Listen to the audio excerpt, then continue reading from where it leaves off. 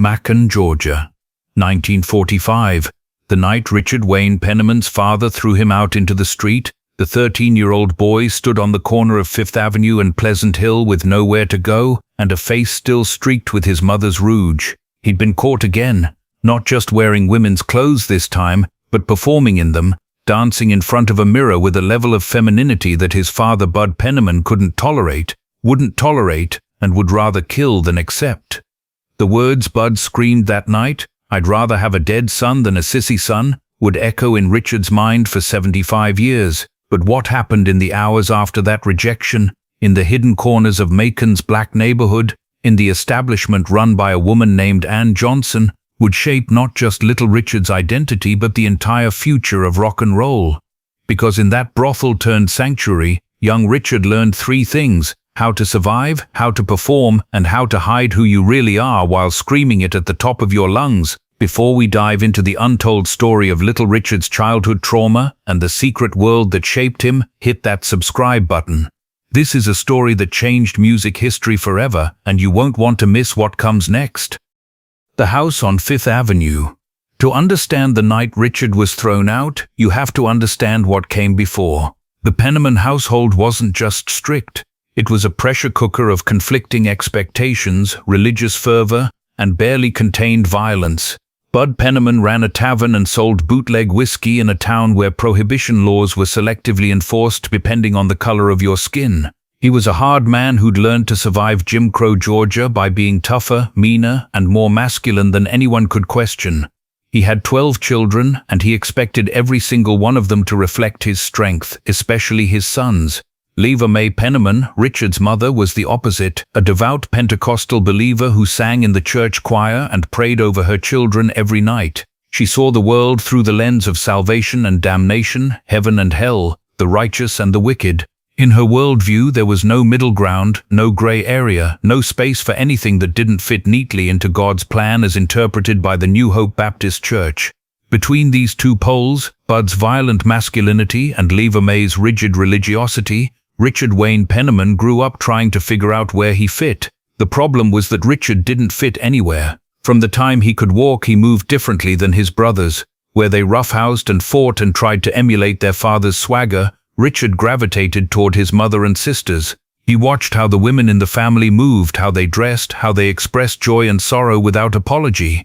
He studied the church ladies on Sunday mornings, the way they swayed during hymns, the way they raised their hands in praise, the way they could lose themselves completely in the music. Something in Richard recognized something in them, a freedom of expression, an emotional honesty, a way of being in the body that felt more true to him than anything his father represented. By the time Richard was 7 years old, the family had noticed. His brothers teased him mercilessly, calling him names that Richard didn't fully understand but knew were meant to hurt. His father watched with growing disgust, his jaw tightening every time Richard's wrist bent a certain way, every time his voice rose to a particular pitch, every time he did something that Bud Penniman considered unmasculine. His mother prayed over him, hands on his head, asking God to make him normal, to take away whatever demon had possessed her sixth child. And Richard himself felt it, this thing inside him that was both his truest self and the most dangerous thing he could possibly be in Macon, Georgia in 1939. The beating started when Richard was 8. Bud Penniman believed that whatever was wrong with his son could be corrected with enough physical discipline. A belt across the back for walking too feminine, a slap across the face for talking too soft, a punch to the stomach for crying when boys weren't supposed to cry. Richard learned quickly that some things about himself needed to be hidden, that survival meant performance, that the safest version of Richard Penniman was the one that existed only in private, in locked rooms, in moments when no one was watching. But Richard couldn't stop being who he was. The pull toward femininity, toward performance, toward a way of existing in the world that transcended the narrow categories of male and female, it was too strong, too fundamental to who he was. So Richard became an expert at hiding in plain sight, at code switching between the son his father wanted and the person he actually was. At school he learned to roughen his voice, to walk with a masculine gait, to laugh at the jokes his brother's friends told, even when they made him feel sick inside. At church he channeled everything he felt into the music, into gospel performances where emotion and ecstasy were not just permitted but encouraged. and at home, in the rare moments when he was alone, Richard would sneak into his sister's room, try on their clothes and dance in front of the mirror, finally feeling like himself. The night everything changed. November 7th, 1945. Richard was 13 years old and he'd been getting bolder. The war had just ended, and something in the air felt different, like maybe the world was changing, like maybe there was space for people like him. He'd started sneaking out at night, walking to the colored section of downtown Macon where the clubs and theaters operated. He'd seen performers there, men who wore makeup and moved with feminine grace, who commanded stages with a power that had nothing to do with traditional masculinity. He'd seen Billy Wright perform at the local theater, processed hair gleaming under the stage lights, makeup perfect, voice soaring, and the audience losing their minds. Richard had watched with something like religious ecstasy, understanding for the first time that what he felt inside could be transformed into performance, into art, into something people would pay to experience. That night, Richard was alone in the house. His parents had gone to a church meeting. His siblings were scattered, some at friends' houses, some working, some whereabouts unknown. Richard saw his opportunity. He went into his sister's room and found the dress he'd been eyeing for weeks, a red cotton dress with a full skirt that would move when he danced. He found his mother's makeup case, the rouge and powder she used for church on Sundays. He stood in front of the mirror and transformed himself, applying makeup the way he'd seen it done at the theater, using techniques he'd memorized from watching performers through the windows of clubs he wasn't allowed to enter. When he was finished, Richard barely recognized himself. The boy in the mirror looked confident, beautiful, alive in a way Richard had never felt before. He put on a record, one of the gospel recordings his mother played, and he danced. Not the restricted masculine movements his father expected, but full body, abandoned, the way the women danced at church when the Holy Spirit took them. He spun and swayed and felt, for the first time in his 13 years, completely free. He didn't hear the door open, didn't hear his father's footsteps on the stairs, didn't realize Bud Penniman was watching, until he turned and saw his father standing in the doorway, face contorted with rage and something else, disgust so profound it looked like physical pain. The music was still playing. Richard was still wearing the dress, still wearing the makeup, and in that moment, frozen in his father's gaze, Richard knew his life was about to change forever. What happened next happened fast. Bud Penniman didn't say anything at first. He just walked across the room and hit Richard across the face hard enough to knock him to the ground. Then he started yelling about sin, about shame, about what the neighbors would think, about how Richard had brought disgrace on the Penniman name. He grabbed Richard by the collar of the dress and dragged him down the stairs. Richard's mother had come home by then, and she was crying, praying, begging Bud to calm down. But Bud Penniman was beyond calm. He threw Richard into the street, still wearing the dress and makeup. Then he said the words that would haunt Richard for the rest of his life. "I'd rather have a dead son than a sissy son. Don't come back, you're not my child anymore." And he slammed the door. Richard stood there on the corner of 5th Avenue and Pleasant Hill, 13 years old, homeless, terrified, with nowhere to go and no idea what to do next. The street was empty, it was late, and respectable people were in bed. Richard could see lights on in houses, could hear the distant sounds of someone's radio, could smell dinner cooking somewhere. But none of those homes were his home anymore. He'd been cast out, rejected, abandoned for the crime of being himself. Ann Johnson's sanctuary. Richard didn't know how long he stood on that corner. Could have been minutes, could have been hours. He was crying, makeup running down his face when he heard footsteps approaching. He looked up, ready to run if it was someone who wanted to hurt him. Instead, he saw a large black woman in a beautiful dress, walking with the confidence of someone who didn't apologize for taking up space in the world. Her name was Ann Johnson, though Richard didn't know that yet. What Richard would learn later was that Ann Johnson ran an establishment on Pleasant Hill that operated in the gray areas of Macon's segregated society, part boarding house, part club, part brothel, and part sanctuary for people who didn't fit anywhere else. Ann Johnson took one look at Richard, this crying child in a dress with makeup running down his face, and made a decision that would change music history. She didn't ask questions, she didn't judge, she just said, "Come with me, baby, you can't stay out here." And Richard, having no other options, followed her. Ann Johnson's place was unlike anywhere Richard had been before. It was loud, colorful, full of people who seemed to exist outside the normal rules of Macon society. There were women who worked as prostitutes but talked and laughed with a freedom Richard had never seen in respectable women. There were musicians, piano players, guitar players, horn players, who filled the house with music at all hours, and most importantly for Richard, there were drag performers, men who dressed as women not secretly but openly, who wore makeup not as a shameful thing but as armor and art. Ann Johnson sat Richard down in her kitchen, made him hot chocolate, and let him cry until he couldn't cry anymore. Then she said something that Richard had never heard in his 13 years of life. "You can be yourself here. Nobody's going to hurt you for being who you are." And Richard, exhausted and traumatized but also feeling the first stirrings of hope, believed her. What happened over the next several years in Ann Johnson's house would shape everything about the little Richard the world would eventually know. It wasn't just that he had a place to sleep and food to eat, though those things mattered desperately. It was that for the first time in his life, Richard was in an environment where being feminine, being flamboyant, being different wasn't something to be beaten out of him but something to be celebrated and refined. The women in Ann Johnson's house taught Richard how to apply makeup properly, not the rushed, clumsy attempt he'd made that last night at home, but real techniques, professional application. They showed him how to walk in heels, how to move with confidence, how to command attention when he entered a room.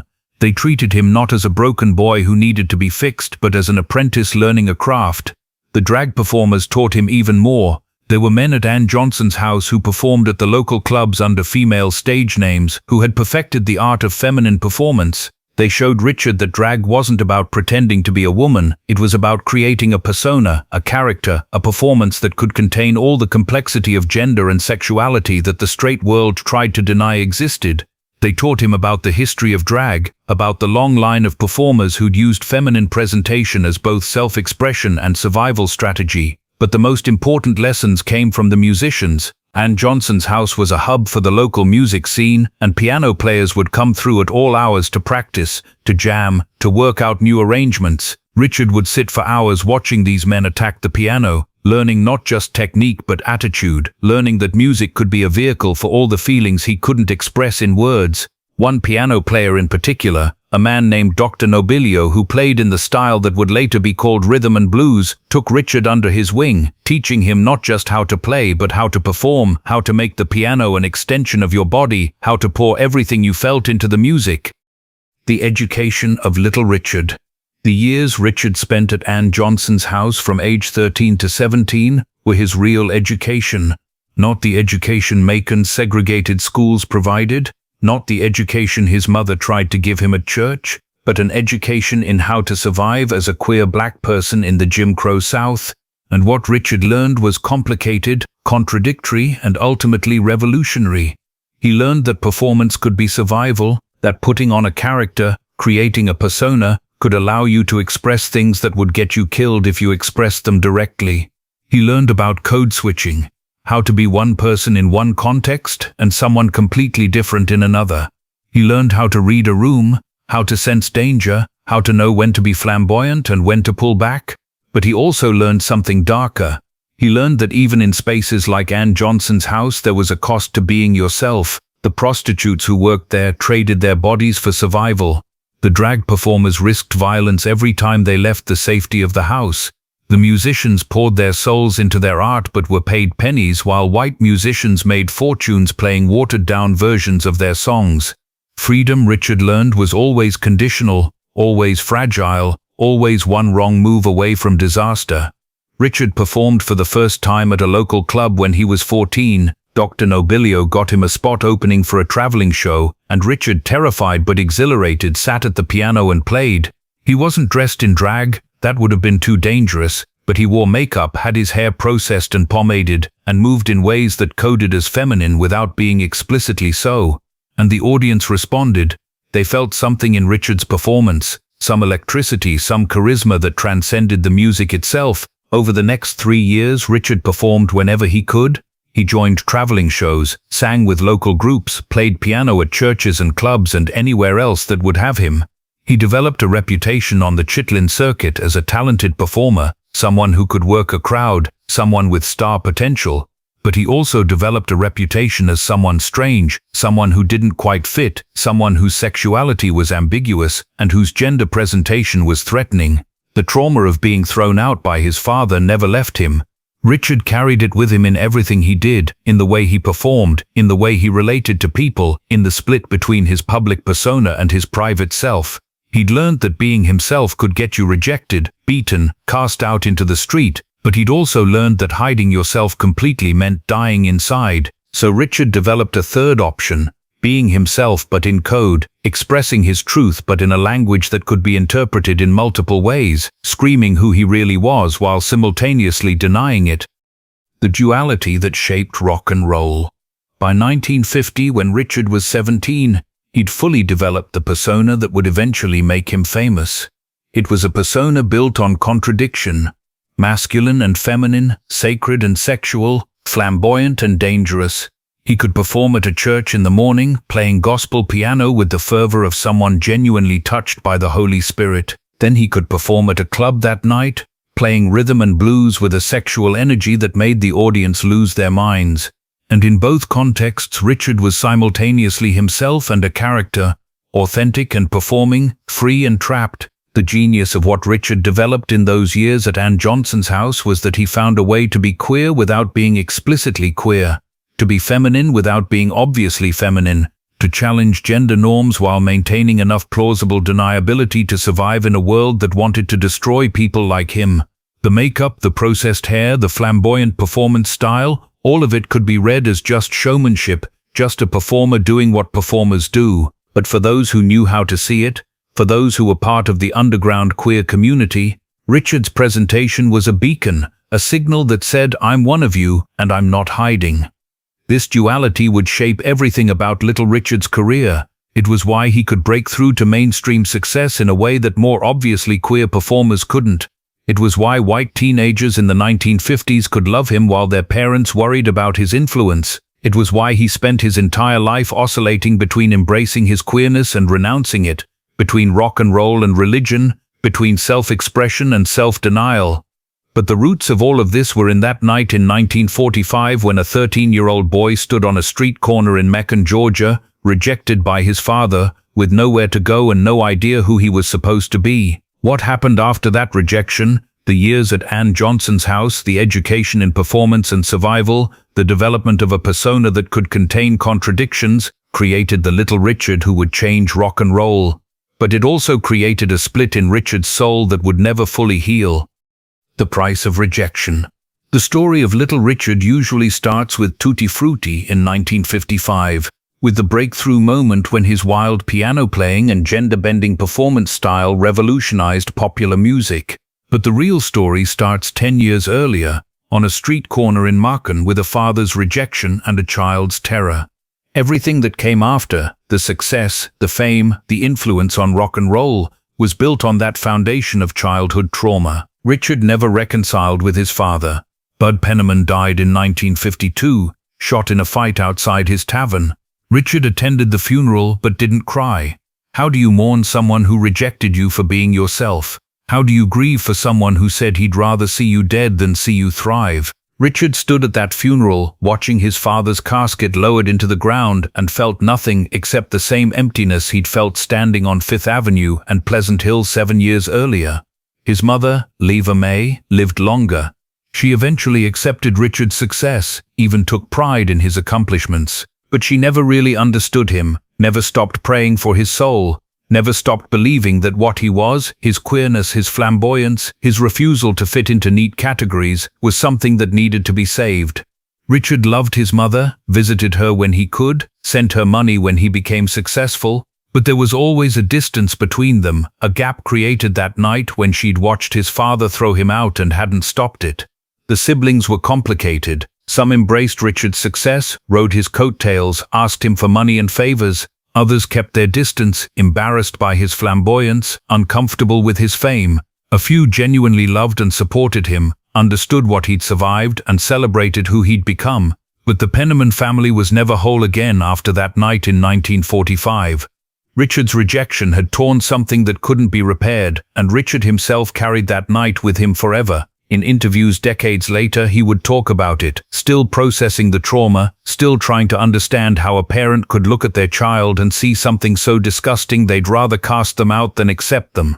The pain in his voice when he talked about his father never faded, never softened, never turned into the kind of understanding forgiveness that people talk about in self-help books. Some wounds don't heal. Some rejections are too fundamental, too devastating, too tied to your core sense of self to ever fully overcome. The hidden gift in the trauma. But here's the complicated truth about Richard's childhood trauma. As devastating as it was, it also made him into Little Richard. The years at Ann Johnson's house, learning from drag performers and musicians and sex workers, gave Richard an education he couldn't have gotten anywhere else.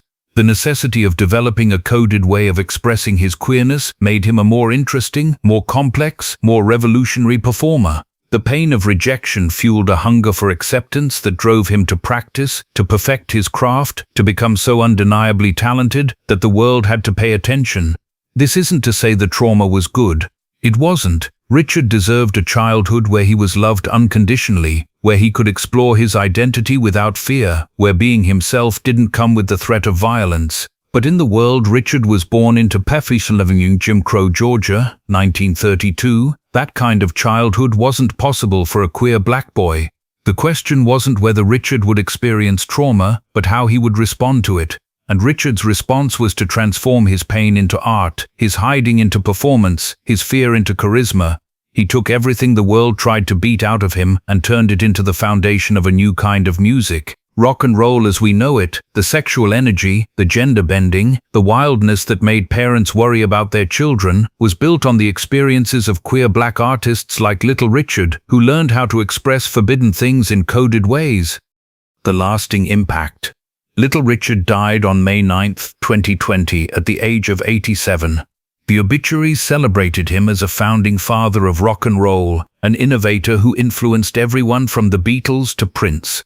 But most of those obituaries glossed over or completely ignored the story of his childhood, the trauma of his rejection, the years he spent at Ann Johnson's house learning how to survive. That story matters because it explains not just who Little Richard was, but why his music sounded the way it did, why his performance style broke boundaries, why he spent his entire life torn between self-expression and self-denial.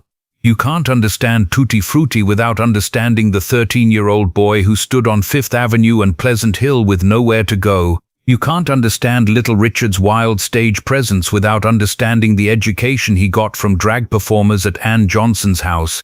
You can't understand his lifelong oscillation between rock and roll and religion without understanding the split in his soul created when his father chose hatred over love. Macon, Georgia shaped Little Richard as much as Little Richard shaped rock and roll. The hidden life he lived there, the secret education he received, the trauma he survived and transformed, all of it became part of the foundation of modern music. When you listen to Little Richard scream into a microphone, you're hearing a 13-year-old boy who refused to be destroyed by rejection, who found community in the margins, who learned that survival sometimes means hiding in plain sight and screaming your truth in code. That night in 1945, standing on that street corner, Richard Wayne Penniman had a choice: let the rejection destroy him, or use it to create something new. He chose creation. And in doing so, he changed music forever. But he also carried that rejection with him every day of his life, a wound that never fully healed, a pain that fueled his art but also haunted his dreams. That's the real story of Little Richard's childhood in Macon, Georgia. Not a simple tale of triumph over adversity, but a complex story of survival, transformation, and the price we pay for being ourselves in a world that demands we be someone else.